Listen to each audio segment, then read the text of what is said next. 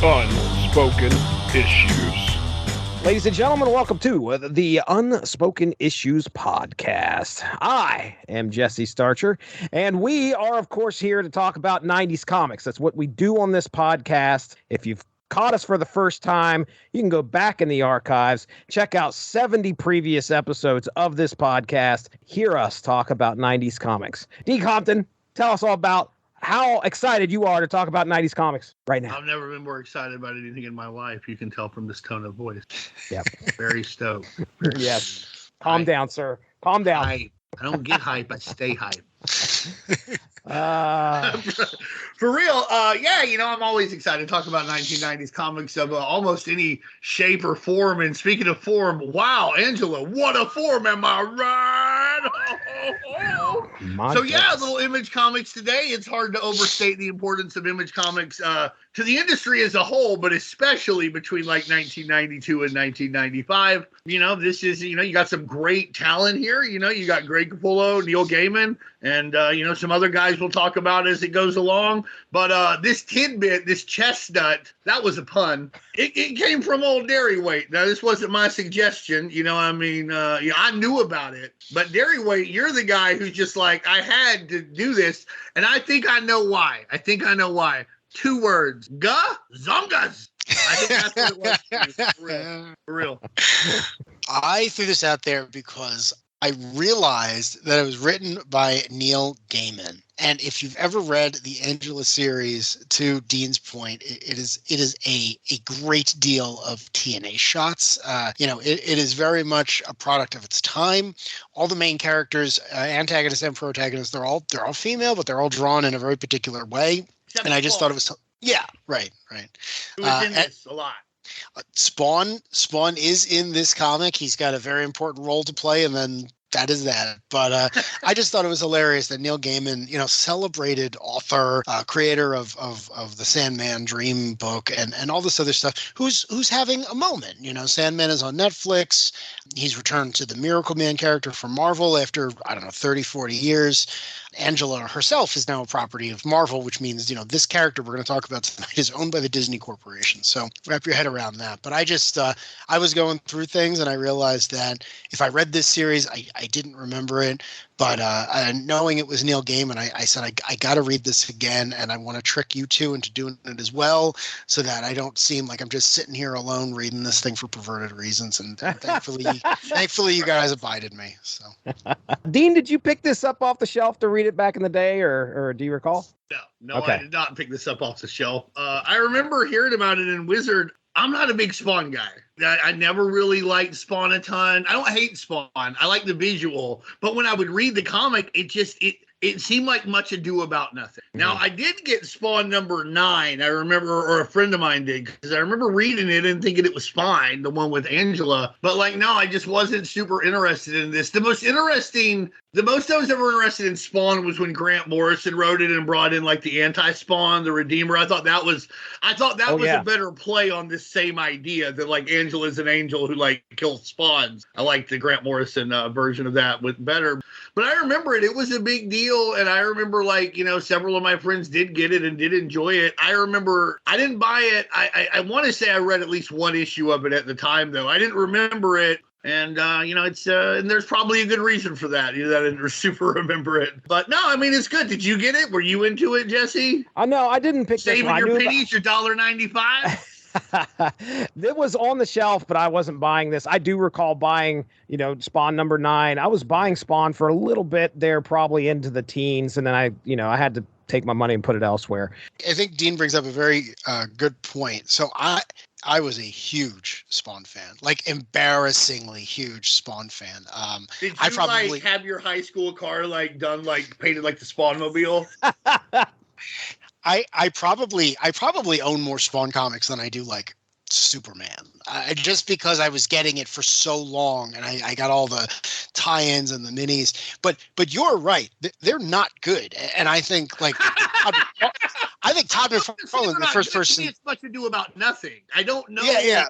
they look good, and there's some like interesting ideas, but they don't ever really go anywhere to me. No, they don't. I think one of the reasons that so many people, especially if you're my age, and again, I'm just a smidge younger than the two of you, is like Spawn was in the mainstream at the time, right? So like I started reading it. HBO cartoon, the movie. Todd McFarlane did like the animation for the Pearl Jam video, Do the Evolution. I want to say that was a big deal too, you know. Yeah, which tied into Spawn. Like they would say, Todd McFarlane, creator of Spawn. Yeah. And then the on MTV. Yeah. And then the toys. Like I have boxes of Todd McFarlane toys. Everything from like, you know, you're way too little and you get this thing that looks vaguely like Venom, but it's got spikes and chains all over it. And then you wait a couple of years and you're getting basically these statuettes that will break if you look at them too hard to like, you know, other properties. I mean, right now he's working on DC for all things. So like, I think part of it was just everyone was into it for like a 5-year period and then it went away and then no one talked about it anymore until very recently when Todd crossed the 301 mark. That was a big deal. But to your point, I think that's fair. It is much to do about nothing because there's some great ideas in there, but the story doesn't go anywhere. There's nothing really there. You can talk about how much you like it, but to talk about what actually happens is kind of like you shrug your shoulders and you go, yeah, all right. It's pretty. Yeah. That's 5 years is interesting though, because Spawn debuts in 92 and the movie drops in what, 98, 97, like one of those around there, quick. Right? Yeah, because I think Blade was 98, so this must have been 97. Blade's 98 for sure. As I remember seeing them both in theaters, and I remember having to tell people, I was like, no, this is Spawn's a superhero. This is real. Everyone was like, what are you talking about? He's got guns. He shoots people. Martin Sheen's the villain. I'm like, no, believe me, this is a comic book. You're going to want to see this. And I think I dragged a few people to it and they were all like, okay, I don't know what you're so excited about. I, on the other hand, was very excited. And if you had asked me in 1997 who the greatest actor in the world was, I would have said Michael Jai White for his perfect performance as Al Simmons on screen. The pathos. Also, this is the way people a little bit older than me talk about The Crow, which I love now as an adult, and I've seen it 100 times, but I was too young at the time to really get it. This hit because this was just dumb enough for my teenage self to be like, yeah, that superhero's fighting the devil. I got those toys. I'm about it. And then by the time I got to high school, I was like, okay, that was terrible. We're never going to talk about that again. Right, but it's interesting. Not just you, but like, yeah, it seems like the movie came out and there went all the momentum. That was it. Like, I don't think anybody cared about Spawn. Like, I guess I wonder if like, I don't know how to word this properly, but like, did it seem like that was an ending for the character maybe as like socially? Like, because like when he first started doing Spawn, he's like, I picture it like 89. Batman, it'll just be this fucking like bat signal and people will be like, that's fucking Batman, and then it'll be Spawn with the day, and he did that. Maybe that's part of it, is they felt like this was the apotheosis of the journey, and this is what Todd had talked about for years and years and years, and you got there. What the fuck is there to stay around for? Like, what's the exciting next step? It wasn't going to get a sequel, you know, and if it did, you know, I mean, it wasn't going to be as good. What was it? And I wonder if that kind of contributed to that falling off as far as, what's the term, the Q rating of Spawn? Is that what? That's something the kids say, the kid PR people. I think that's why, maybe that has something to do with it falling off. I don't know. I mean, just a conjecture. I was going to say, like, I went to this auction. I think I was sending you guys pictures because this guy who was selling his comic books was just getting rid of every single what felt like 90s Image comic that was out there. But there was this point where I was looking at these boxes of Spawn issues and I'm going, man, I completely missed out on. I don't know what happened between Spawn issue 50 to 250. And when's the last time somebody came to you guys and said, did you read that arc in Spawn? On 300. I mean, yeah, that's the seriously, last. Spawn 300. That's it. That's the next time people were like, "Oh man, he's gonna pass Dave Sim," like all that kind of shit, Right. which isn't exactly true because he doesn't really work on the book. I mean, Right. And I don't even know if the book even makes any money anymore, but I know that Todd has literally said they're going to publish it as long as he's around because he can afford to publish it. Right. But I'm not saying it doesn't. Nobody correct, I don't know. I don't have the figures in front of me. But between the movie and Spawn 300, I don't think anybody really talked about Spawn. Hey, but they did talk about when him and Neil Gaiman sued each other over fucking Miracle Man. Yeah. Or they talk about when Todd McFarlane Productions went goddamn bankrupt. Those things are mentioned, but no, Spawn's the character just off a cliff. I will say one of the other reasons I wanted to read this was because I feel like I've rediscovered Todd McFarlane as an adult. Not the creator, though, his time on Spider-Man shaped everything I love about comics, but the businessman, because when he was doing his victory lap basically for Spawn 300 and 301, and for those of you who don't know, Dave Sim's Cerebus went to 300 and then it stopped, and then the creators went on, they did other things. So Todd McFarlane was issue 300, I believe. Sure, awesome, great. I hate Dave Sim. I'm sorry. I hate Dave Sim. So I'm glad the guy was able to accomplish this thing under his own power. I'm never reading Cerebus. I don't care how many people whose opinions I trust reference to me. I don't even want it in my house. But anyway, it's a misogynist piece of trash, and it's colored everything that he's done now. Yeah, it's nonsense. It's I don't care how good you are at your craft. If you're going to make that front and center, I'm not supporting you. But anyway, back to Todd, who's great. He was. He made a point of saying, back to Todd, who's never had any personality problems. Todd McFarlane reached 300 and made a point of saying, my old collaborator Dave Sim, who worked on Spawn 10, who it is a very good issue and it was well regarded at the time, I am now crossing that threshold and I'm going to 301. And he's continued to publish ever since. But to your point, Cerebus was drawn and written by the same creative team for 300 issues. That's not the case with Spawn. Todd McFarlane's had something to do with every issue, but he didn't draw everyone, he didn't write everyone. So the way the press releases had to be worded were a thing of beauty on their own, because it was this is the longest running independent U.S.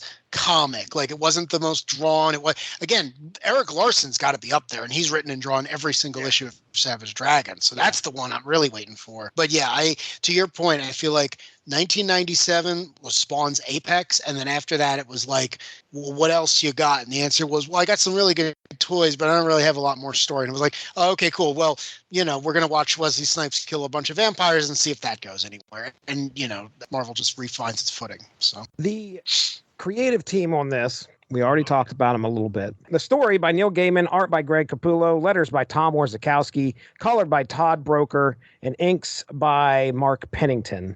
Neil Gaiman, we're going to kind of start there. You guys already mentioned a little bit of his accolades. First comics work listed on Mike's Amazing World was November of 1988, a comic called Black Orchid for DC. And in the same month that was dropping, Sandman #1 hits the shelves. Remaining mostly with DC and the Sandman series with a few other peppered in there, he does his first Image comic writing in March of '93 with Spawn #9, featuring the first appearance of the main character of this story, Angela. And a little more than a year and a half later, Neil is writing the Angela miniseries. So that's what we're getting into here tonight. Thoughts on Neil Gaiman? I mean, have you enjoyed a lot of his work? I don't know. Are you a big Sandman guy? I like Sandman. I like Sandman a lot. I think the artists who do Sandman don't get the credit that they deserve. Sam Keith, Colleen Doran, Darry's favorite, Dave McKean. That man. Ulrich's issue of Prez, that Prez guest stars in. I don't think the artists always get the due that they deserve for making that as great as it was, especially Sam Keith right off the bat. I mean, that stuff really slaps. I like that. I think he wrote a Secret Origin special. I think it's an origin of the Riddler, the Penguin, and Clayface, I want to say. And it's really good. And the Joker's in it too. I like that a lot. There's not a lot to dislike, when it comes to Neil Gaiman. I think that while I don't want to super criticize or whatever, sometimes it feels like he's putting on. Okay. I don't know, he's insisting upon himself a little bit. I think that I think that sometimes that comes across in his work.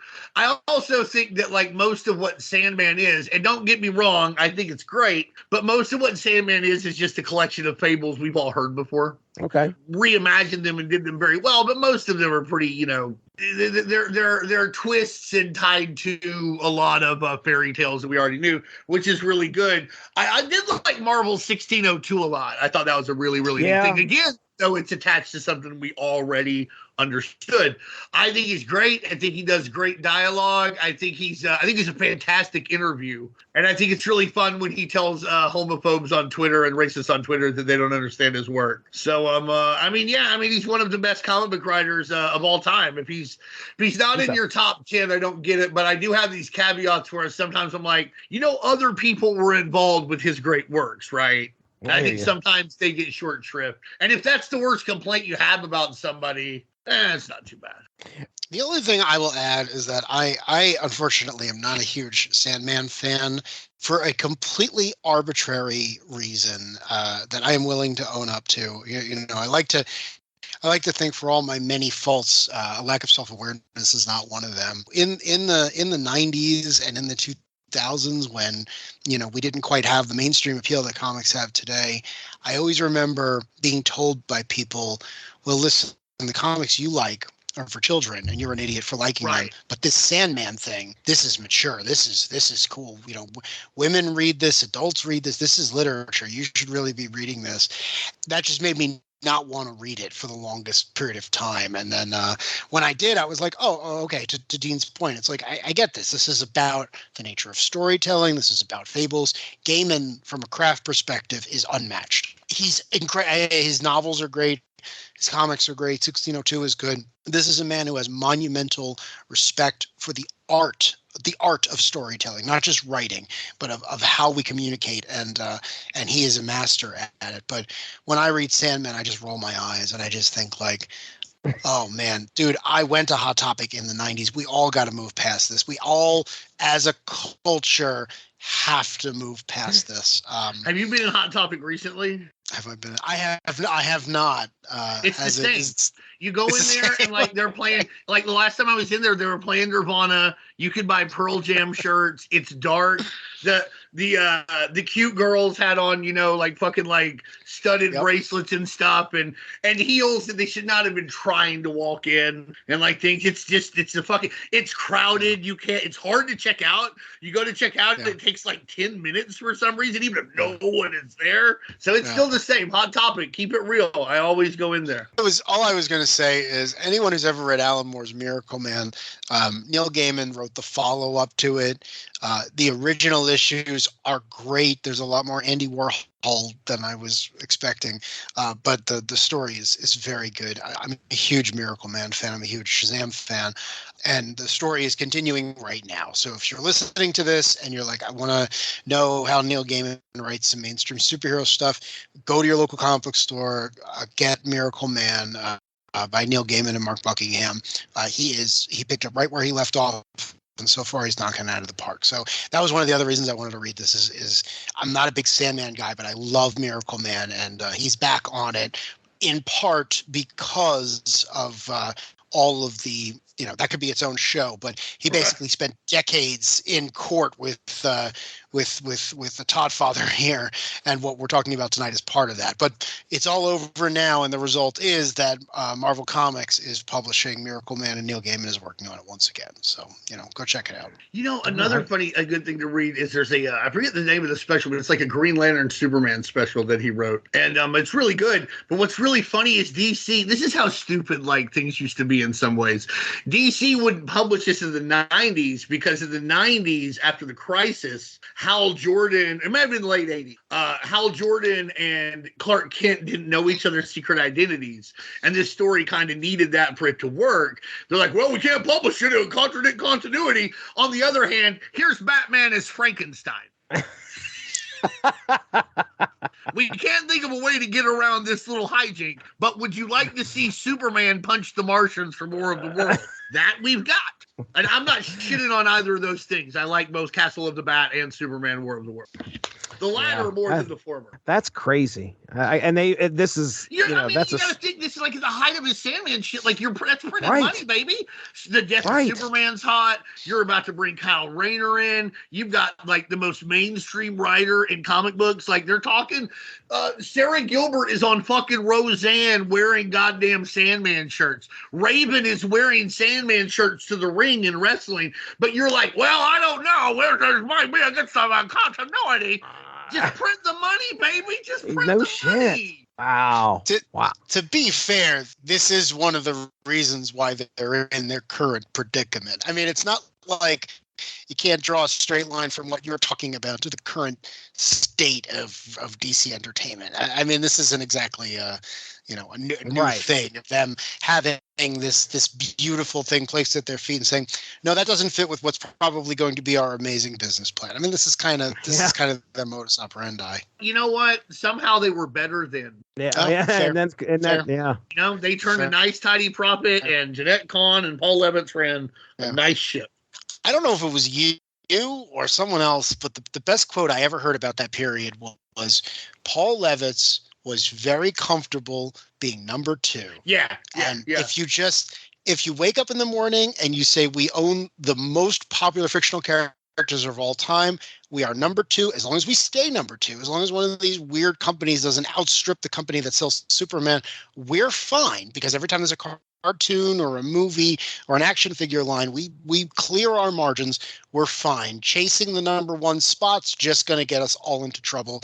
And, he presided over what is arguably their most successful period. The second he left, things went to crap. So. Yeah, I mean, Todd McFarlane chastised him for that. But one of the things that he said, and I've talked to other industry professionals who more or less, this is not quite verbatim, but what it is. The other thing about it is he's like, listen, if we go after it and we make it and we start making a lot of money, that's going to bring more people from the corporate side in. They don't know what's going on and it's going to make it bad. Or we're going to go after it and we're going to lose a bunch of money and we're going to lose what we've got. If we make a nice profit, just large enough to where they're happy, but not so large that anybody wants to take notice, because you got some vice president in office who wants to take credit for this all of a sudden, get involved, ask the people at WCW about it. Well, then we'll be fine. You know what I mean? And he was 100% right. And it also meant that they would they could try things like Vertigo. They could try things like Paradox Press. They could try things like the Helix line. They could take a chance on something like Starman. They could do those things because their guys were going to make the profit they were going to make, and that meant occasionally they would have a creative success that could then cross over into the Barnes and Noble world, which was hard to do then, easy to do now. But you could get Starman at Barnes and Noble in a way that you couldn't get, say, Green Lantern at the time. And that was another way for them to, increase their brand and go out here and it's all nice, steady profit, steady growth. And you're right. The second they got away from that, it all went to shit, both creatively and financially. What's the last big creative hit that DC had across the board? That was a big deal. I don't even know. 52? I know they've had stuff like Mr. Miracle and smaller things, but a big across the board thing that everybody liked. I don't know. I think for a while, the idea that there would be something like that drove some momentum, but it's like, to tie this back to what we're actually supposed to be talking about tonight. It's like Spawn. It's like, okay, great, everyone is looking at you. What do you have? And it's like, well, we got the Titans. It's like, you had the Titans. What else you got? And it's like, oh no, it's just the Titans. It's like, okay, we're going to go back across the street where what's his name is Iron Man.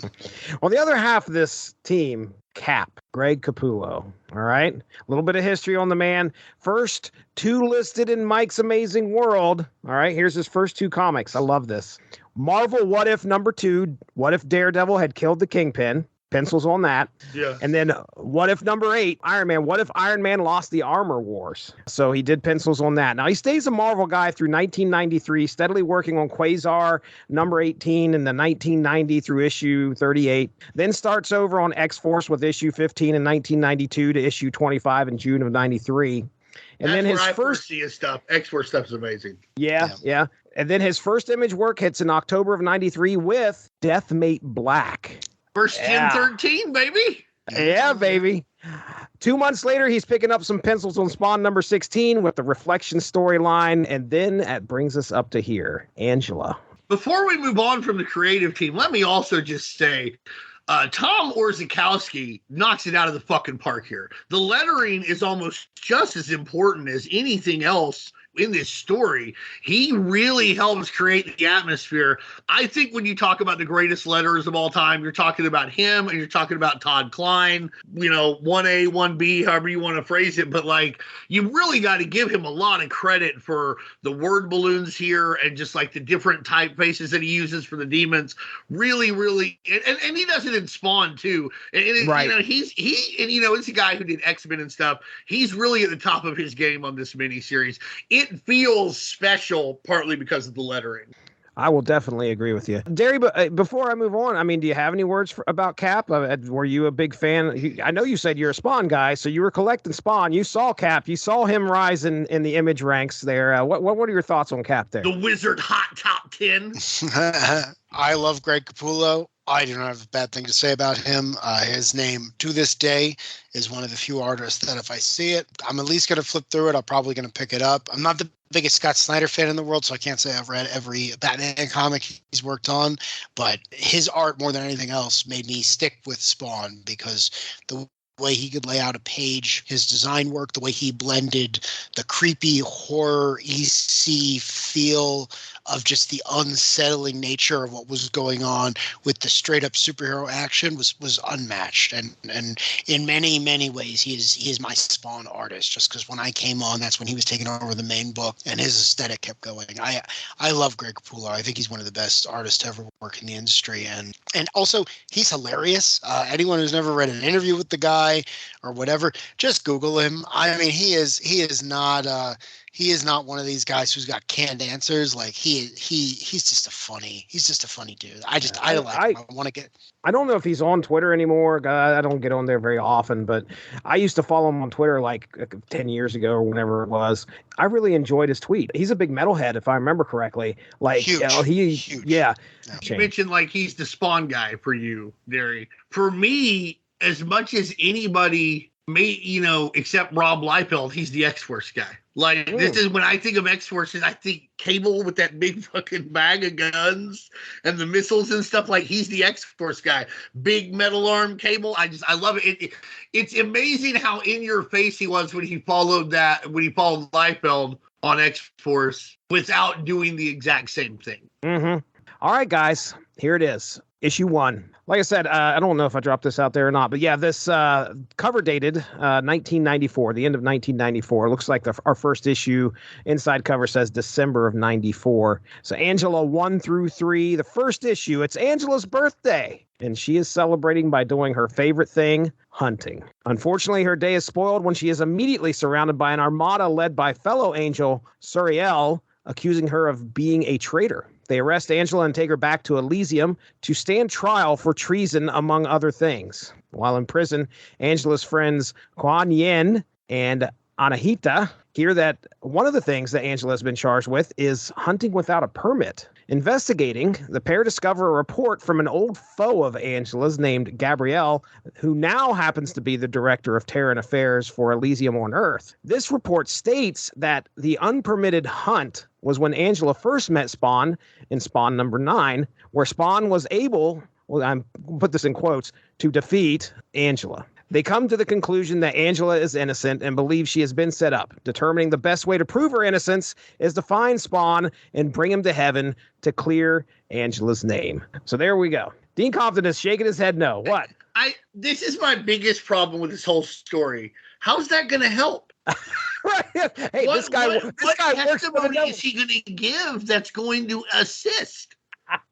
Because they're like, oh, you're charged with hunting without a permit. You're charged with working with the bad guys and committing treason. Hey, let's get this guy who we think is the bad guy to come just say, no, it's cool. Like, he wouldn't know if she had a goddamn permit or not. He doesn't know anything. That is really hit home in this miniseries again and again, is how little Al Simmons knows about anything regarding the mythology and cosmology of heaven and hell, Elysium and Malabolgia, what the fuck ever in this book. Why did they want him to testify? I am honestly fucking baffled. Well, and the thing is like, I don't even think they take time to discuss it with him before yanking his ass to heaven. Like they punch him in the face. Punch him and take off. Yeah, they punch him in the face. They're like, hey, sorry we punched you in the face. We need you to come with us. They grab him, take him to heaven. And then that's, you know, I guess they're hoping that whatever he knows will just, you know, okay, we'll get you on the stand and you tell him everything you know and it should be good. But they should. Oh man, you know, we'll believe our enemies really quickly, especially ones that are working with the devil, the prince of goddamn lies. I can't wrap my head around it. I think you guys make an excellent point. And I'd also like to point out that you're right, because not only does Spawn being there, and we see this a little later, solve nothing, actually makes things way worse. Way worse. You know, and jumping ahead a little bit, Angela's not cleared of any charges. Angela's found guilty of like way worse crimes than what she's originally accused of. So to your point, the two characters don't make anything better by bringing a hellspawn to the courts of heaven. And I think it's funny too, because if you read the letter pages and the notes from the editor and all that nonsense, Neil Gaiman repeatedly says that the reason he's writing this thing, which is just an expanded epilogue to Spawn 9. I mean, it features the same antagonist. It features everything else. It's really just a follow-up to that. He really only wrote it because his son was like, hey, this is the only comic that you're involved with that I think is interesting, and I'm also a hockey player, so could we, you know, keep this going? And that seems to be his main function. So I would just love to see his scripts for Angela's 1, 2, and 3. Like, are they just Greg draws pretty things and then Spun shows up and then I'll go back over it and I'll write some dialogue? I mean, has there ever been in all of mainstream comic books a more British plot line than we're going to send a bunch of angels to arrest you because we think your hunting permit may not have been applicable? Like, they send an entire choir of angels to get this broad because they think there's a chance she was hunting without a permit. That is Terry Gilliam level of bureaucratic nightmare from the island of the Britons. So I really appreciated that. I didn't realize how much Brazil shit that was. Yeah, I forget the name. What is it? It's like there's 333,000 of them. I remember that. I don't remember the exact term. A choir of angel is what he says in Dogma, but it's something. The whole point is like Angela she's celebrating her 100,000th birthday. So she's been doing this for a while. You know, she's roughly as old as humanity is, and she's been doing this for a bit. She's killed everything that lives. She particularly likes hunting hellspawn. So the idea of, well, she broke a rule, and if she broke a rule, that's going to be a big deal. You know, we're sending the whole battalion, the whole host, the whole something else. But again, it's just like it is the host. Host. Thank you. Yeah. It's an entire host of angels after her. That's right. Imagine 1,000 police officers showing up to arrest. I don't know, an ex-soldier or something. I don't know what the parallel would be, but they're like, what is this about? And it's like, we think you killed someone we already didn't like, but you did it without a permit. And it's like, I'm pretty sure I had a permit. I wouldn't have done that in the first place. It's like, well, just in case, we sent 1,000 of our best men to arrest you and make sure you don't do that again. Like, that's the most British thing I have ever read in my entire life. I'm trying to figure out why she was like considered a traitor. Well, like, that's it comes up later. It comes up in the later issue. It's dumb. Can I just say that? Like, I don't think this is. I don't think this is a bad series. I actually had a lot of fun reading this because Neil Gaiman has a lot of fun with the dialogue. He keeps trying. The dragon at the start, the Sandalphon, like that's an archangel's name from the Kabbalah. The Kabbalah. I wasn't going to correct you. I'm not a rabbinical scholar. To your point, when you get to the end of issue 3. The antagonist reveals her master plan, which I actually love. But the exposition is all like, oh, reality was changed, which is just a thing that happens occasionally because heaven and hell, when they intersect on Earth, it's not like they're coming from one place to another. They're like descending and ascending realms. Every time they do that, they throw the code of, if you think of the Matrix, they kind of like throw the code up in the air. So I think if I'm reading this correctly, and I know there was a lot of shenanigans with Todd Comics and shipping at the time, but I guess what he was trying to say was, at the end of Spawn 9, Spawn touches the lance and he disappears.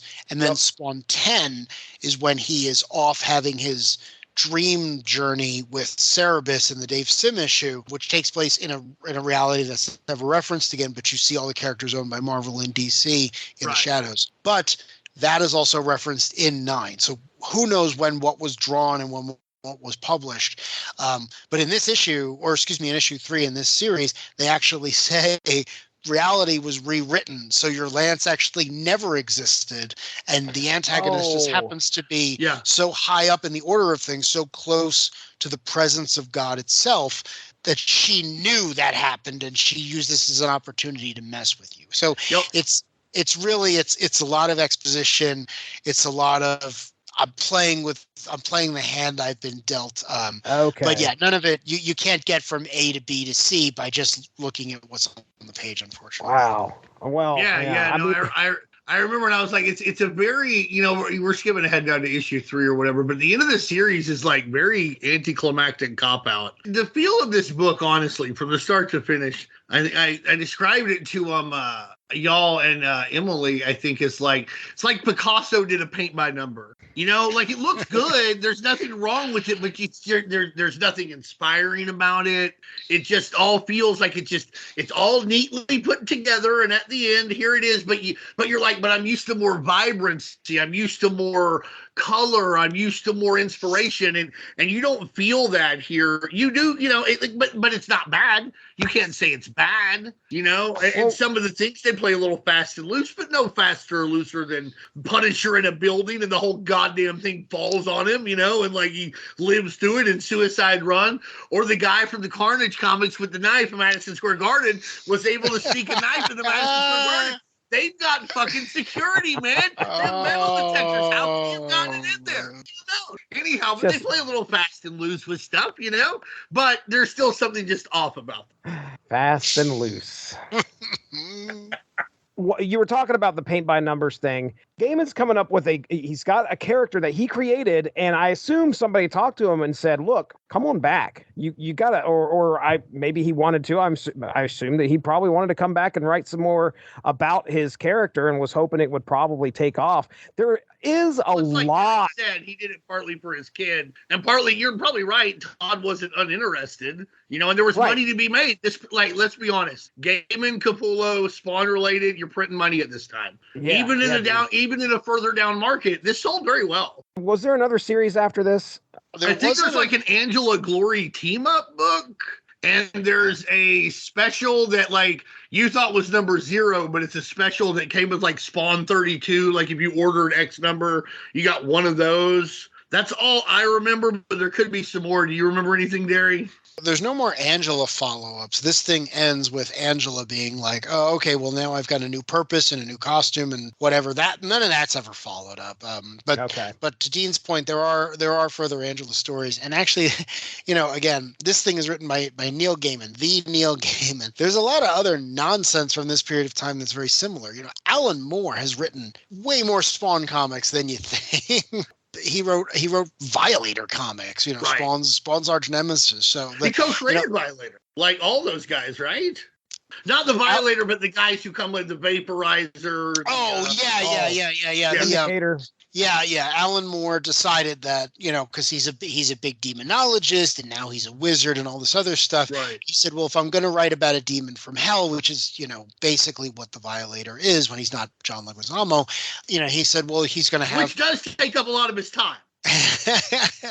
He's going to have brothers. And I only know this because, again, I had all the figures. But yeah, suddenly the Violator it's like a V for Vendetta reunion. There are 4 more characters, all whose names are archaic words that begin with the letter V, and they show up once or twice, and they all got 6 action figures. And again, that's an Alan Moore contribution of, and I will say, Alan Moore loves his fantasy comics. Neil Gaiman is kind of the master of fantasy comics.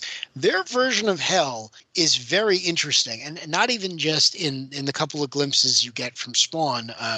Neil Gaiman would famously use the character of Lucifer in Sandman. I actually really like what they do. Like, even in the Angela miniseries, you see that Hell has a lot of imps and there's a hierarchy and things like that. It's Candles.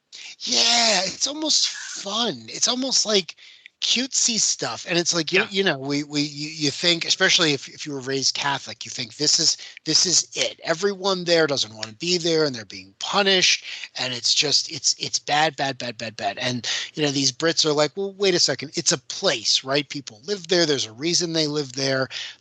Someone's in charge and someone's not in charge. What do their days look like? So I do appreciate the fleshing out of this place because, for what little you get for the Spawn theme, it's always this idea of like, good is not good and bad is not bad. Like, an angel can be a dick and a Spawn can choose to save the world. So I did always appreciate that about it. Yeah. One of the differences, though, I will say, between the Gaiman and Alan Moore stuff, two primary. Number one, his Wildcats run is like critically acclaimed, like just straight up good. Up 1963 as well, just straight up good. Even the other stuff he does, like the Spawn Wildcats mini or the Violator stuff, you can tell it's better than this stuff because he's having fun. You can tell that it's not a paint by number for him. He's not taking it seriously, but he's not taking it seriously in the same way you can tell Gaiman isn't super taking this seriously. Like, he's like, oh shit, so Badrock's gonna punch the Violator? I can just do whatever. This will just be a lot of fun. Do you remember Herbie the Flying Saucer, the Fat Man, when this bounced off the water? And I always felt like it bounced into one of those Charlton Peacemaker comics. And he just has this fun with it. Neil Gaiman, is just like, they both create a really cool version of Hell, like you're saying, but he's trying to foist his version of like higher fantasy onto this world. And it's not like it doesn't necessarily work, but it feels like this is what he had to do. This is how he could fill in the blanks, as opposed to, fuck it, I'm just going to go for fucking broke. Bollocks to the wall, mate. That's how Alan Moore's stuff feels to me. Yeah. I mean, would you disagree? I mean, it's okay if you do. I was going to say there's a lot of world building in this, and just like to kind of support what you're saying. At the end of this, I was like, further adventures of Angela and her friends. And they really should have. They missed, but like part of that may be the ownership that, I say disagreement, but there was really, or controversy. There's no controversy. Neil Gaiman owned Angela and should have from the start. Maybe that got in the way or something. Maybe they didn't want to use Angela for that reason. That's all I can really think of. Definitely at the end of this, I would have, if you could have gotten Greg Capullo to draw it some more and maybe get some, if Gaiman wanted to come back, fine. But if you wanted to get, say, Alan Moore or Peter Milligan or Grant Morrison to come write some Angela adventures, that would have been, fucking dope. I mean, like I would have been absolutely in. I'm trying to think of an American writer of the time, and Mark Waid. I would have read some Mark Waid, Angela stories, So I mean, you're right. I feel like they missed the boat, but they might have missed the boat because the lake didn't have no water. I mean, there wasn't nowhere to sail it. Right. You guys ready for issue 2? Oh, yeah. All right, here we go. After a rather rough introduction, Kuan Yin and Anahita take Spawn with them to heaven. Meanwhile, Angela prepares for her trial with an attorney that is about to take her first case. Yes, her very first case. The pair of angels get Al to the trial of Angela, and he goes up as a witness. The judge, however, wants him destroyed. So does not work out so well. Before the other angels could strike, Angela jumps in to create a path for him to escape. Jumping off a ledge into the air, Spawn and Angela dematerialize into his cloak as Suriel blasts it, and she believes she's killed them both. However, both Spawn and Angela have been transported to an unknown cavern, which we find out later is in hell. Killing some time with conversation, the two come to terms as their attitudes towards each other seem to become a bit more than friendly. And that is how that's how we end issue 2. So yeah, Spawn doesn't help matters. I mean, he's there. It's not like he's not unknown to the rest of the realm that, hey, there's a hell Spawn in heaven. What is the lady's name? Metatron? The Metatron, the Metatron, the messenger of God, and then she goes down to hell, and she meets the Malbolgia, and he's like, "Hey, this ain't on me. When it's me, you'll know about it. So why don't you please get the heck out of here?" Right. He's like, I know it's Al Simmons, and if he's there, you can just keep him because I don't like him. You know, The guy's an asshole. I meant to say this about issue 1 as well. Do you remember when they're putting Angela in the fucking jail, and they're like, "Oh, give me your trophies," and she's like, "Those are mine." So if you kill a Hellspawn, you get Pogs. Yeah, that happens in Spawn 9. She gets this. She gets a slammer. It's not even a normal Pog. She gets like a big. Yeah. You like apparent because again, this is what I was talking about. This like metaphysical crap. Like everyone took like philosophy and religion 101. Like the whole deal is that Gaiman was like, when you kill a Spawn, you're not just. The phrase it stuck with me is you're lancing a boil on reality. Like he tries to like really pretty it up and gussy it up. So the whole idea is that once you've removed this thing that shouldn't be on the earth, you get this fancy little collectible, like in a video game. Like, oh, you beat the big boss. Here's the thing that's going to remind you did it. And it basically looks like a Pog. And she's got dozens of them because she's been killing Spawn since the war started. She's been collecting them since before it was a fad. Yeah. Did you ever get any Pogs? Like Pogs were something I read about being big, but they were not big where I was at. Oh dude, I wasn't. Boxes. I got boxes of them. Do you really? Oh, nice. Again. I mean, I had a few, but it hit at the right time. Yeah. Maybe it is that you're a little younger than me, and but most of the ones I got were like free. They would come with something, right? Like illustrated. My wife has a notebook, I'm sure, sitting upstairs somewhere, or maybe down here in the basement, full of these things. She collected them. I didn't, but yeah, it's so funny you said Slammer. I was like, oh shit, he collected. I'm sure.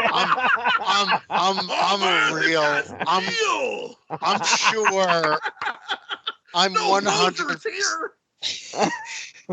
There's no doubt in my mind that somewhere in a box there is a Spawn Slammer that when I first got, I thought this is it. My life has peaked with this heavy piece of metal Spawn collectible. Yeah. Hey, listen, I know there was one. I remember like seeing ads for it, so you got it somewhere. Yeah. And if you dig it out, I will give you $2 American. $2 American.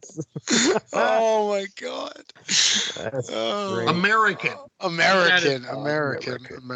And Australian. All right. Darry, do you have any thoughts on this second issue here? I've got a few things, but I'll let you go first. Very, very quickly. One, I really do think that this whole thing was a comedy of errors. Like Angela's two friends, the Angels, who by the way, are they dating? I was very confused. I know this issue ends with her and Spawn sleeping together.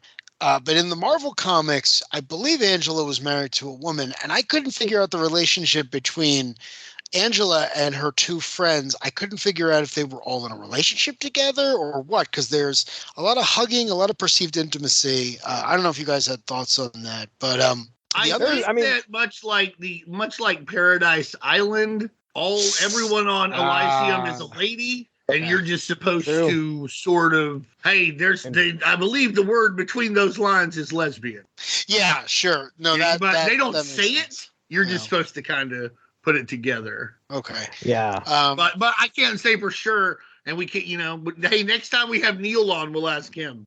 Yeah. No, next time I'm sitting across the table from him, I'll be sure to be like, hey, question, the Angels. We've got some, Of all the things I can ask you about right now, you remember when you wrote for Image Comics? My favorite part about this issue, and again, going back to the comedy of errors, is that Spawn's costume evolves to look even more ridiculous. So the idea, for those of you who don't know, is that Spawn's costume is like the Venom suit. It's completely alive. It's completely psychoreactive. He gets afraid. It puffs up and it gets more spikes and all this other nonsense. In this issue, when he actually goes to heaven, one of the levels of heaven, I can't follow the piecemeal cosmology. It's Elysium. Elysium, thank you. Yeah. It like freaks out. The costume freaks out. So it just there's spikes everywhere. He's mostly spikes by volume. And I love it because he's in heaven and the angels are like, could you turn into something else? And at one point he turns into the blonde-haired white guy who he is able to turn into in the Spawn ongoing book as the devil kind of laughing at him because of those of you who don't know, Spawn's alter ego is actually a black man, Al Simmons. So this is kind of a joke, and he's able to do that here. But once Spawn is entrenched and surrounded on all sides by what are people who want to kill him, he turns into this absurd, overclocked version of himself. And I love that because it's clearly Gaiman saying, well, this was a bad idea. You shouldn't have done this. And now we're going to see what happens. And then the entire court turns around on itself and is like, well, forget about Angela. What the hell is that thing doing here? And then suddenly everyone tries to murder him. And again, they get out. They escape. What was going to solve? Yeah, it's one of these things where like, what did you think this could possibly have made it better? But let me put this into perspective. As a young man, as long as I can remember, I loved court shows. Later on in my life, I would work for the local CW affiliate. Guess what we showed a lot of in the afternoon? Court shows. People's Court, Judge Mathis, Judge Judy, Paternity Court, Couples Court, whatever court, Superior Court, whatever court you can think of. I used to watch the court block on USA. I know just enough about the TV legal system to be very dangerous. But I know that you can't bring in a witness that doesn't know anything because Judge Judy will kill them. This is an angel on the, like an angel judge. She's going to like ban them to like anti-eternity. You know what I mean? Like you can't do this because he doesn't add anything. He can't add anything, can't do anything. Just made it worse. Right. Oh man. Yeah. I had on my notes here about his costume evolution, which looked really awesome. I like how he's going through Angela's trophy room and he's kind of looking at stuff that's on the wall and he sees what I don't know. I mean, is that the medieval Spawn that's on the wall? Because really all you see is just like a cloak or maybe it's a cape. I don't know. It looks like it almost has to be medieval Spawn. Like it's huge. And they make a comment about how like it's really big. And medieval Spawn, as near as I could tell, is just like regular size. Okay. No, there's a very that confused me as well. I'm glad you brought that up. There's a very quick flashback. It's only 3 panels. When he's asleep, right? Yeah, he touches it and then he kind of goes to that Spawn. So I've never saw this before, but there's 3 panels in the middle of this issue where you flash back to a again, Neil Gaiman, so it's a fantasy story. There's a giant patchwork Frankenstein-esque Spawn that Angela killed at some point, right. And it looks like it's the size of trees in a forest. Or something. It is, yeah, dude. Wow. I had to read that a few times. I didn't realize what was going on at first because it's so quick. But no, to Dean's point, Medieval Spawn is in there. You see him in issue 1, but this is something else. This is the heretofore unseen giant Spawn, which I actually also think I had a figure of. Hell yeah. See, well, that's the real thing I was going to say. You're just talking about the spikes and you're talking about this big old Spawn now. You're talking about action figures. And this is right as Todd is getting into the toy game. There's more money in action figures than there are comic books. And Todd was very quick to pick up on the fact that variants of your main character sell. It's really weird to think about it. Like you go further back, the Superpowers line, there's like one Superman, there's one Batman, there's one Robin, like the Mego line, same. I think the Secret Wars line, pretty much the same. It's not until like the 89 Batman line when they make the golden Batman. I think he's like Tech Knight. And like I had that. Everyone's like, oh, did you see the golden Batman? And like we would just buy that shit because it was cool as fuck. And Todd, this is only like 5 years later, and Todd already knows that's the game. And Toy Biz was starting to figure it out a little bit too. But Toy Biz had the advantage of like, oh, well, we're doing the Marvel license. Well, we can make like Punisher with 3 different types of weapons. We can make a talking version of these guys. Like we know what Spider-Man or the Hulk would say. We can make it 2 different Spider-Mans and get it. Spawn, he's got to fucking get this shit out there as fast as he can. I mean, like Spawn's only 2 years old. Spider-Man is 30 years old at this point. Right. He's got to get it out there. So as soon as I saw that, I was like, this is not a bad way, but I'm like, they're going to make some toys of these. So has there ever been more issues or exploring this giant spawn that you're aware of, Darry? Like, was there like a storyline that they covered at all about giant spawn or anything? The fact that you even ask that means you have more hope for the ongoing narrative than anyone else. No, Well, none of this is ever followed up. I mean, but the thing is, I'm not but they saying made a this was fucking action figure. That's crazy. If they made an action figure, Oh, I of was that joking. dude, There was okay. just a 12 or 18-inch Spawn Oh, figure, all but right, it's all just the right. same mold as the smaller one. Man, They I was like, that is fucking McFarlane betting the fucking farm on that shit. Wow. No, I don't. I think they did make Spiky Spawn though, right? Yeah, I mean, hey, listen, there are hundreds of Spawn figures. I mean, Right. if you could have drawn a picture of Spawn, I'm sure Todd would have figured out a way to make them. And he was also an early adopter of the variants. Like I remember finding like, Oh yeah. why is this Spawn green? Is that a big deal? And we were all like, well, I don't know. We better buy it just to have it. The answer, by the way, is no, it was not a big deal, but my garage is still filled with them. So I mentioned before how much I love Greg Capullo, and we're having fun with this book, but it's very well laid out. It's very well designed. Capullo can tell a great story. Yeah. There's motion, there's movement, there's everything else. This is not a boring comic. I mean, even if you come across this thing, these are not dollar bin books, by the way. These things, I've never seen these in the wild. You're probably not going to. I don't even think they can be reprinted They anymore. cannot be reprinted. Yeah. Now they can't be reprinted without Marvel's permission, which seems decidedly unlikely, unless Todd was to say, you can pay me one time for the right to reprint them forever, exactly. which Todd's an asshole, so it seems like he's not going to do. I shouldn't say Todd's an asshole in regard to that. He has every right not to do that. He might have done some other things that are asshole-ish, but not doing what a big corporation wants you to do is not necessarily asshole-ish. I shouldn't call him that over that. No. There are other reasons to call Todd McFarlane an asshole. What I was going to say is my favorite my favorite piece of design work is on the very last page of Angela 2. This may not be a code approved comic, but it's still not a hard R.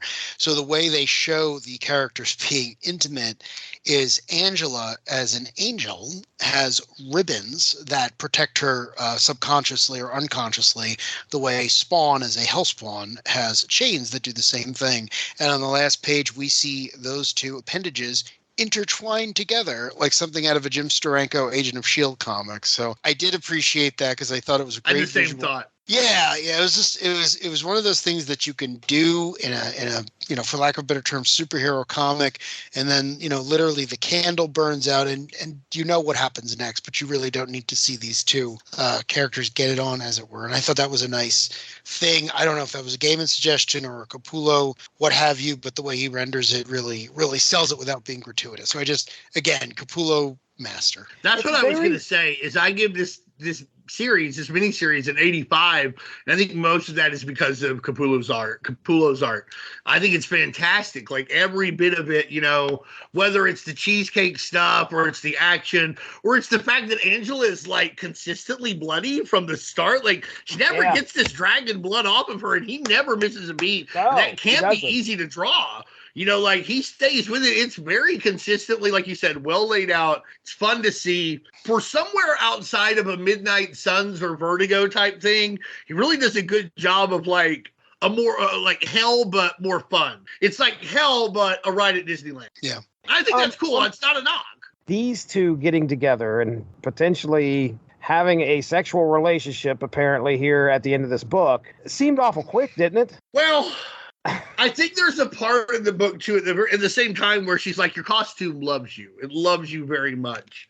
I think these characters are as much their roles as they are people. And that means that, like, this stuff can happen more quickly because it's probably not the first time that these ribbons and a Hellspawn suit have, had sex, or probably not the first time an angel from Elysium and a Hellspawn have. And those feelings, because you're talking about very intense yin and yang, I think that those feelings that precede them for generations, if not like eons, have such like a generational imprint, for lack of a better term, that they don't have to know each other all that well. Or maybe they just had a stupid one-night stand and they'll regret it very quickly, as we'll see in issue 3. Honestly, both of these things, they're not mutually exclusive, but I think that's why things happen sort of quickly there. In my opinion, I think that has something to do with it. I kind of wondered if there had been an Angela Volume 2 with her new role, would there have been follow-up with her possibly being pregnant? Like, to Dean's point, it's obvious that one of them has done this before. I mean, she's 100,000 years old. He's like our age. Right. So I agree. I think, she gets very natural into it, and it's like, well, if I'm not going to murder you, I might as well, at least enjoy myself. I'll probably fucking like not even like apathetically murder you. Like, remember the part where he's like, "You gonna say you're sorry?" No, that was sport. That's what we do. Yeah, that's just what they do. So yeah. Like, what do you? I don't understand why you're so upset. And the other angels say the same thing to him. Yeah. So I think this is like you're talking. I didn't mean to cut you off too much, Darry. It's about roles as much as it is about people, as it is character. Yeah, and that's an English thing too. Yeah, no, I agree. I mean, listen, this whole thing, this is very much about hierarchy, because it's not even just like, all the characters are like, well, we're going to have a war one day, but there are rules and protocols and everything. I'm like, this is so English, even when the Metatron, the voice of God, from what little I understand about Christian mythology, goes to hell and speaks to Malbolgia. It's all about rules. Like, did you break the rules? Did you do something? And, I think Dean mentioned this before, but the Malbolgia, the stand-in for the devil, is basically like, oh, is it that guy? Yeah, he's not playing ball. If he's going to be a problem, just take him off the board. I don't want to start our big thing over him. He ain't worth it. And I got a couple more plans. Like, to Dean's point, like, everyone does have to play a very specific role, and it's kind of like, if you're comfortable with that, then you can get away with whatever you want. Like, Angela's the one who's like, oh, hey, if we're gonna be down here all night, I gotta work a couple of things out. And Spawn's just like, yeah, I didn't even know I could do that. So let's let's do it. Let's have fun. I think it was very interesting too, and this is something you can do in Spawn going forward, or if you can establish this in anything where you're dealing with these sort of like metaphysical deity constructs as mythology, for lack of a better way to put it. The subtext of what they said is he was like, listen, I didn't send anybody, which would lead you to believe, and as we see, there's no punishment because Al Simmons is in Elysium because he wanted to be, so that leads you, if an angel wants to go to hell, they can. It's only about what the generals are doing. There's an understanding that there will be a certain amount of rogue agents, just like in the real world, between like, current day Russia and the United States, or, old school early 1800s Britain and the United States, or China and the USSR. Listen, some people are going to do what they're going to do, but no, we didn't send them in. And, sometimes that's a lie and sometimes it's not. But that's very interesting for this mythology because you can play with that a lot going forward.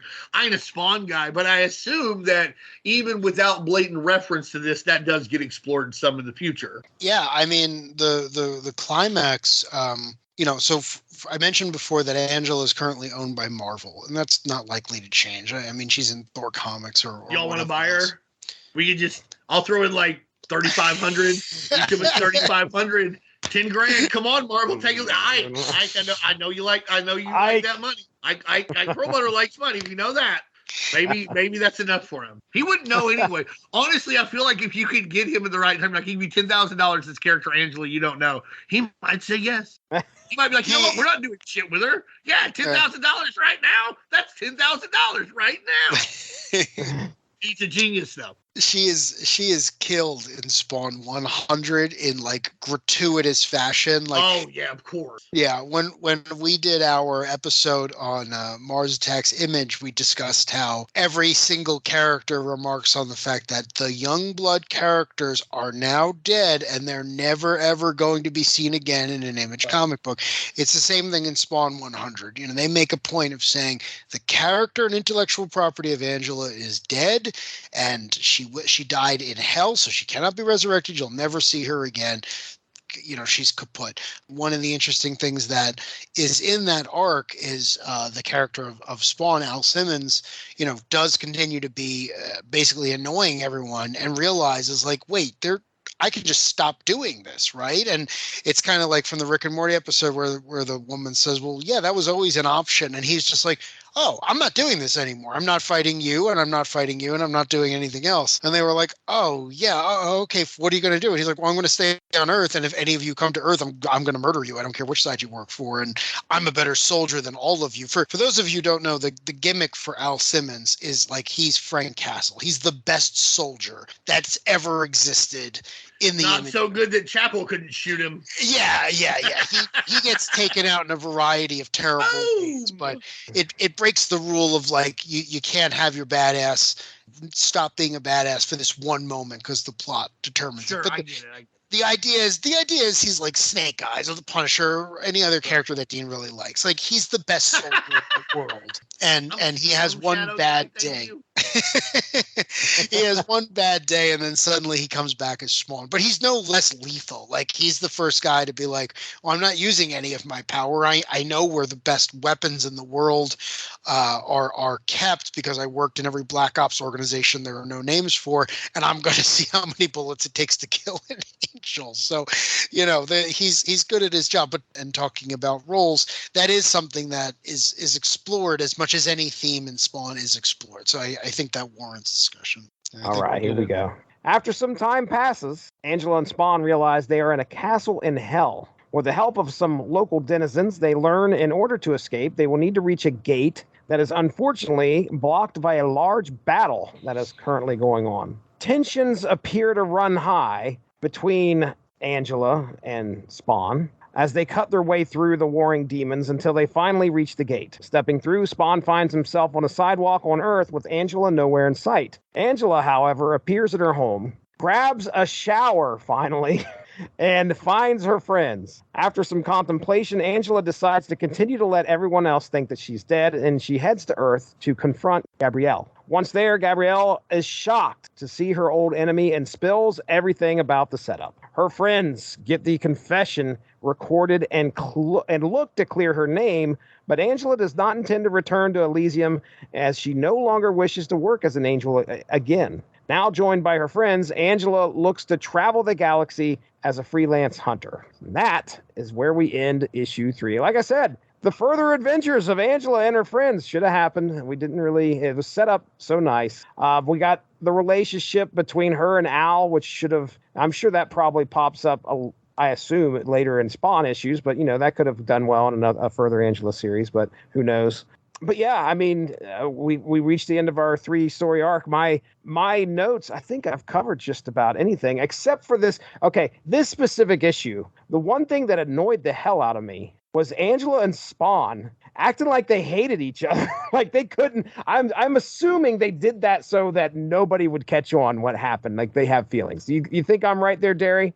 I do, and I also wonder if issue 2 was written and someone was just like, we're not following up on any of this, right? Like I got my own thing I want to do over in the main book, and this redhead is not going to be like the redhead in Spider-Man. She's not coming back, and everyone was like, okay, fine, have them have a fight, and then that's that. I just wonder if a conversation like that took place. Yeah, it was really strange. Like I was sitting there thinking, like, why are they nitpicking at each other? But I know that, sometimes after a one night stand, you may regret some things that you did. Yeah, and I think that's what was going on. I think they were both like, I can't believe I did that. More Angela than Spawn, because look at Spawn. It looked like Lucy held the football and Charlie got to kick it. That's how his head looks. You know what I mean? I mean, Angela looking good, so she's probably one that's like, what the fuck? She's like doing the walk of shame through hell. Yeah. And he's like, I know my face is stitched up with a shoelace, but I got it going on. Look what I did. I just assumed it was a little of that. Yeah. Okay. This is the issue where you really start to appreciate Orzechowski right off the bat because he's got this great lettering for the imps who are coming through there. And then when I saw that, I went back and looked at everything and just how, I don't know, it's very masterfully done, the lettering. And normally lettering is something that's like, if you notice it, it's bad. Somebody's got to be great for me to notice their lettering and be like, wow, that was great lettering. But hey, man, he knocked it out of the park. Like I said, I think that they had a one-night stand and both sides sort of regret it. I think that any time that somebody can get a battle axe and go to town on a bunch of people, which Spawn does, I'm always in it. It was like a battle axe as big as he was. Y'all, like, I'm a big Final Fantasy VII guy. I don't know if y'all played Final Fantasy VII or not, but I remember the first thing that attracted me to it was that Cloud had that big, the Mega Buster, the Buster Sword, and he was huge. Like, he's like driving the motorcycle and he's like dragging it along. And if I hadn't used the Madison Square Garden thing earlier, I'd do it right now. But like he's dragging it on the motorcycle and like shit, I'm like, that's cool. And then Spawn has this giant battle axe here, and it's just utterly amazing. I think it's kind of weird. I think it ends very anticlimactically. Like in the middle of it, they do their teleportation thing, and then Spawn's like winds up in the suburbs, and Angela's back at her house. Way to go, back at your house. Yeah. And things go forward. I think it would have springboarded nicely into like some more adventures with Angela. One of the thing that stood out to me too is on that last page, and I'm probably reading too much into this, but she was like, you don't have to work for the big two. And I wonder if that was a meta commentary about Neil Gaiman, Greg Capullo working for Image. You didn't have to work for Marvel and DC. There were more avenues at that time, Image and Valiant, and even places that did Dark Horse Comics and Malibu and Defiant, which wouldn't be around by 96, but they did exist in the early 90s. There were places to ply your trade that weren't necessarily Marvel and DC. And I wonder if that was a meta comment on that. I like the new costume a lot. I think it looks cooler, and I am very interested in, like you said, in Angela's stories where she mentions that she's going to like guard a broodmate, and she's going to do these things for cosmic adventures and magic adventures and straight up superhero stuff. It's no surprise that they immediately associated her with the Thor mythos, because much like Thor, she kind of works everywhere. You can put Thor in a straight up superhero story, great. You can put Thor in like a story out in space dealing with Galactus and cosmic concepts, no problem. You can team Thor with Ghost Rider and Doctor Strange, and they're going to fight like demons and Mr. Magic and Baron Mordo in hell or whatever, no problem. Angela fills those same things. They could have done, if the ownership was clear and they had wanted to, they could have done more with her. Good miniseries. I think it wraps up a little anticlimactically. Like I said, I'd give it a solid 85. Overall, just a good, a solid final issue and a solid miniseries. No regrets. No regrets. No regrets. No regrets. This issue does end in an anticlimactic way. I agree with that. I feel like someone involved with the production of this just seemed like they were expecting that it would be picked up somewhere else. But I love the resolution of the central conflict. Like Gaiman is, again, he's good at this. And great final page. Yeah, absolutely. The conflict is introduced in Spawn 9 between Angela and Gabrielle, and it's wrapped up here wonderfully, where Angela finally figures out what's going on. She's not too worried about dealing with all the bureaucracy, but she does want to make sure that she confronts the person who put her in this position. And it's so good because she goes to see her. And again, these are angels. These are mythological characters fighting. And when confronted and when she realizes she's lost, Gabrielle just goes, well, why did I do this? Because I hate you. I've always hated you. And I saw an opportunity to do this and I took it. And I just feel like that's a very honest motivation, and I like seeing it in a million-year-old angel, and I feel like that was great. That was just like, because I hate you, because I've always hated you, and it's not more complicated than that, and I thought that was very well done. But yeah, overall, I got to the end of issue 3, and I really expected to see online that an issue 4 had been planned or a follow-up series had been planned, but no, nothing. After this whole world is introduced and fleshed out and everything is set up, then that's that. There are further adventures of Angela, but they don't really pick up on any of this stuff. They're just kind of, again, feeling out the idea of, hot female angel who is an anti-Spawn in a way. But I'm very happy I read this, and I liked a lot about it. And again, especially if you're a fan of comics from this period of time, Capullo can do no wrong for me. It's also funny. Like, one of the many things I'll say about Neil Gaiman is he continues that great British tradition. He's funny. He always makes a point of having characters who don't take themselves too seriously, or when they do, in the case of the main character from Sandman, Morpheus of the Dreaming, they have someone constantly call them out on their shit. Like, famously, the character of Death, who is arguably as popular as Dream, is constantly pointing out how morose her idiot brother is. And that was always my favorite part of that book when I did read it. So I will say, it's funny. It's worth a chuckle. No one takes themselves too seriously. This is very much not a Rob Liefeld comic. So I enjoy it. I'm glad we read it. And again, going back and doing a real deep dive into Miracle Man, this helped appreciate the versatility of Mr. Gaiman. Okay. You mentioned like where Gabrielle is like, "Hey, I did it because I hate you." But when like the angels showed up, the score of angels, the host of angels showed up to pick her up in issue 1, there seemed to be bad blood between her and the lead angel there too. Suriel, yeah. Yeah, what did Angela do? Because like if you go everywhere all day and everybody you meet's an asshole, like you're the asshole. I mean, she has these 2 friends or whatever. And also, I don't think we talked enough about her public defender. That was a really fun idea. Great character. And really, really well done, just in and out. But that scene where, like, she's in the courtroom where she's, like, plotting. She got her hands, like, in front of her mouth. She's like, I've got a witness. The Perry Mason of heaven. That's a really good point, though, because I don't know that it's ever specifically stated, but you're absolutely right. Angela's not anyone's favorite angel. Like when they show up to get her, even before then, she has her little monologue and she's talking about how she has favors and she's constantly looking for sport. And, even in Spawn 9, when she's introduced, she's straight up killing Spawn, but that's not what all angels do. Like, the whole crux of this argument is that in Spawn 9, she has to show up at Heaven's embassy on Earth and like check in and like let them know that she's in town so that it doesn't affect whatever nonsense they're getting up to. I don't know, appearing in food. I don't know what Christian angels get up to on their downtime. But it's funny too, because you're absolutely right. Like, everyone who meets Angela is constantly like, "Oh yeah, this is definitely something you would do," and she's like, "No, listen, I would let you know if I've decided to work for the other side. This ain't it. This got the stench of someone who doesn't like me personally on it." Except her 2 friends. Right. Yeah, exactly. I had a good time reading it, and I think, again, there was a lot of world building here that, unfortunately, I don't know.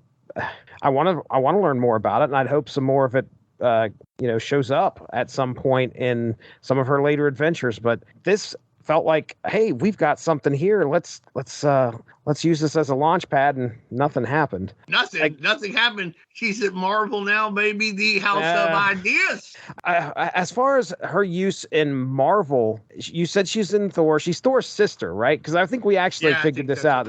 Yeah. So they brought her in as Thor's sister, and she's actually, I don't know if you guys have played Marvel Snap, but she's actually a fucking character in Marvel Snap. Nice. Yeah. Which is they interesting. made a Marvel Legends of her too. She's still around, folks. With that being said, let's go ahead. We'll get into plugs. Dean Compton, Unspoken Decade. Tell everybody where they can find it. Tell them what's going on there. Something to do with 90s comics, if I remember correctly. Yeah, 90s comics all the time. The UnspokenDecade.com, at Unspoken Decade on Twitter, Unspoken Decade on Facebook. They just changed that whole apparatus, and I'm having trouble getting used to it, but I'll figure it out. Ladies and gentlemen, if you go back into the archive for the Unspoken Issues podcast, you should be able to hear Dean and Darry and myself talking some comics. You can hear me, Chris Armstrong, Evan Bevins, some other guests that have come on to the show, talk some 90s comics. The last Unspoken Issues, as of right now, that aired was our discussion about the Super 7. What a great book that was, folks. Yeah, it's really Go back and check that out. If you get a chance, check out our discussion on the 2-issue Elseworlds tale called the Super 7. Fantastic read. I'm glad I had the chance to read that and discuss that with these guys. As for the Source Material podcast, should be able to find my discussion about slots Dan Panosian's Slots with Mark Radulich here. Basically about a boxer who's down on his luck, goes back to Vegas. So it's a good book. That's Dean Compton. That's Darry Waite. I'm Jesse Starcher. Thank you very much for joining us. We'll talk to you soon. Have a good one. Bye-bye. Thanks for joining us. Unspoken Issues is part of the UnspokenDecade.com, the home for 90s comics, blogs, and podcasts. Unspoken Issues also has a Facebook group you can join if you are interested. Just search the Unspoken Issues podcast and request to join. All of this would not be possible without W2Mnet.com and the Radulich and Broadcasting Network, so make sure to seek them out for more podcasts. If you enjoyed what you heard today, please feel free to share, and we look forward to entertaining you again soon.